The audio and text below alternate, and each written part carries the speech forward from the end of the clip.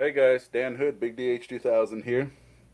I thought I'd let you guys in on something I've been testing and working on. And you're in my messy part of the shop. This is the place where I do all my sanding. I've got it hooks up to everything, but then at the same time, I can also keep this here and just while I'm using the oscillating sander, it can pick up the dust. Um, Sometime back, let me see if I can get this off. I found out something. This is a 6-inch orbital, not oscillating, orbital sander. This one is actually, I bought it, it's air run. I've got a compressor over here, and I bought this specifically to match the compressor. It almost maxes out the compressor, but this was the best one I could find. You know, obviously, whenever you have air tools, drop of oil every so often down in there just to keep everything lubricated. But the important thing is the diameter is 6 inches, okay? I also bought it, you can see I bought it without vacuum or air holes because on my old one, orbital sanders like this, you can usually only buy with the vacuum holes, and this is a 5-inch or 5.5. I think it's 5 inches, what they call it. Okay, and every once in a while, when you're really getting into sanding something, right, and you're on the corners, you can see how the corners might sometimes catch in the holes and stuff like that. It's kind of annoying. So this one's been good to me. It's starting to have a few problems, you know, because I've used it nonstop for almost 3 years. I keep repairing it. It's a DeWalt. It's very good. But the important thing was the 6-inch is actually for what auto body detailing guys use, okay? First off, they don't want the vacuum because they're usually in some kind of room that has whatever you want to call it, dust suppression or dust removal. So they're already in mask, so it doesn't have the hole. But more importantly, it has a 6-inch diameter because they're going over, you know, big areas on a car. Well, what you don't realize is, for the most part, on the 5-inch ones, you can get up to, this is the finest I've found, is 320 grit. Okay, on that 5.25, I've looked online. You can occasionally find, you know, 400. It's a lot more difficult to find. You go up to the 6-inch ones. Okay, first of all, you've got every grit you can imagine. Okay, up to 320, and then here. Let me see if this one still shows. You can see it through the thing. 800 grit.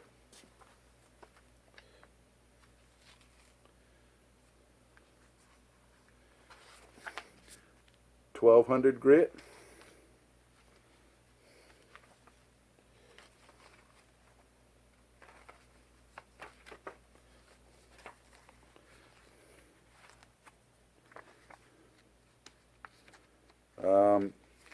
It's backwards, but you can see 1,500, 2,000 grit, and I've actually found them all the way up to 10,000 quite easily. And if you look really, really hard, you can find 15 and 20. I mean, folks, I use an orbital sander a lot. I mean, you've seen me here. Let me hold the slingshot up so you guys can see what I do. Okay. I use orbital sander, man. I just go all in there. You know, you've seen my videos. I can go on there. I can now take it all the way up to 2,000 grit easily. Okay, and more importantly, the 6-inch. Okay, let me show you a big problem with the 5-inch. Okay, I've looked for really good 5-inchers before, but look. There's only so far you can get in that crevice, okay?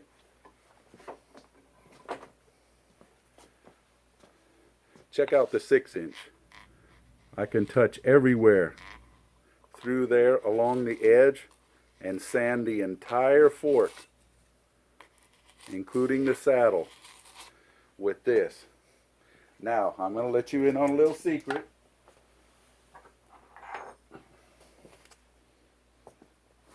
I've got a solid aluminum Stealth Shot that I'm in the works. But look, even the Stealth Shot, I can sand all the way into the corners. Okay?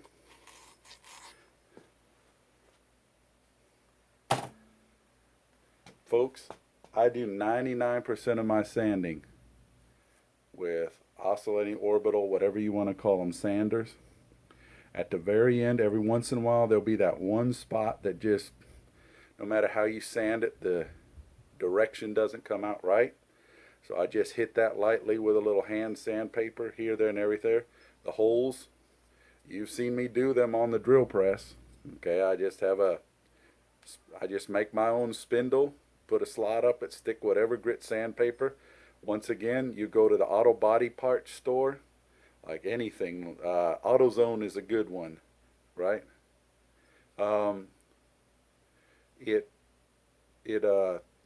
think I found most auto body stores carry up to 2,000, no problem. You just walk back to the paint section in the auto parts store, and you'd easily find up to 2,000 grit. Sometimes they have 3,000 and 5,000. It gets a little expensive. It's like $9 for 5 sheets or something like that. So it's like $2 a sheet. But you know, big sheets like this, it could get expensive quick. But basically, I hardly do any hand sanding, folks. I see all these people doing hours and hours of hand sanding. This thing costs $50. Okay?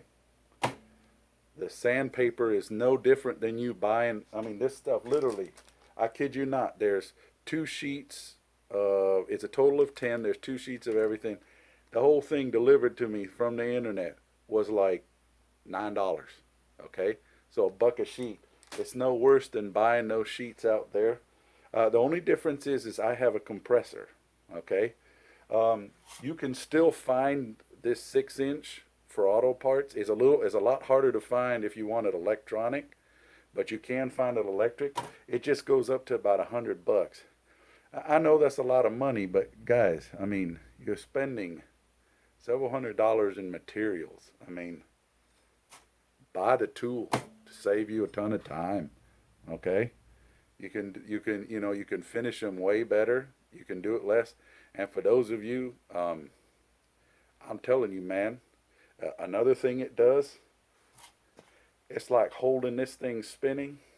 I got zero problem with my pouch grip. I can tell you that much. And you guys, some of you guys have seen me. I pull triple quad TheraBand, no problem. This thing built my arm up like nothing I've ever seen. Boy, the first night though, boy, I just sat there. My hand was just shaking like this after I'd done an hour of it. That's why sometimes you see on my videos, I say, sorry guys, my hand's shaking. It's because I've been hanging on to that for so long that I get over there and my hand is just tired. So my shooting doesn't go so well. But I'm telling you guys, it's been a good find to me. And here, let me plug it in and fire it up for you guys.